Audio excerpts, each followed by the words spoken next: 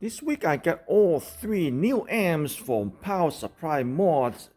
They are all new for me, but it's very similar to everything else that I have done before, especially the Yummy 501. It looks almost exactly the same as AS301, except the power supply rails has a different voltage. Now this one, Rotel, is a little vintage, probably back to 1970. It can use some TLC before I do the mod, so I'm going to talk to the owner about that and see how far he wants to go. This one is interesting. It's still a 2-channel Harman Kardon. Lot of space, so I have some idea what to do, and their feet are kind of crappy.